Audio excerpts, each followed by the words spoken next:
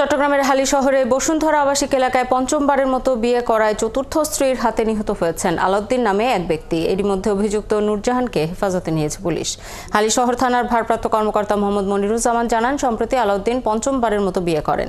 এই খবর জানতে পেরে ক্ষুব্ধ হন চতুর্থ স্ত্রী নূরজাহান। এরপর শনিবার রাত ৩টার দিকে বাসাতেই ধারালো দা দিয়ে আলাউদ্দিনকে এলোপাথারি কুপিয়ে হত্যা করেন নূরজাহান। পরে পুলিশ ঘটনাস্থল থেকে নূরজাহানকে হেফাজতে নেয়।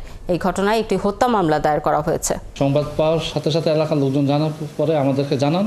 আমরা তৎক্ষণাৎ সেখানে উপস্থিত হই এবং ভিকটিমের সুরুথাল প্রস্তুত করে আমরা পোস্টমর্টমের জন্য প্রেরণ করি, আসামিকে আটক করি। মামলা চট্টগ্রামের হালি শহরে বসুন্ধরা আবাসিক এলাকায় পঞ্চমবারের মতো বিয়ে করায় চতুর্থ স্ত্রীর হাতে নিহত হয়েছেন আলাউদ্দিন নামে এক ব্যক্তি। এরই মধ্যে অভিযুক্ত নূরজাহানকে হেফাজতে নিয়েছে পুলিশ। হালি শহর থানার ভারপ্রাপ্ত কর্মকর্তা মোহাম্মদ মনিরুজ্জামান জানান, সম্প্রতি আলাউদ্দিন পঞ্চমবারের মতো বিয়ে করেন। এই খবর জানতে পেরে ক্ষুব্ধ হন চতুর্থ স্ত্রী নূরজাহান। এরপর শনিবার রাত ৩টার দিকে বাসা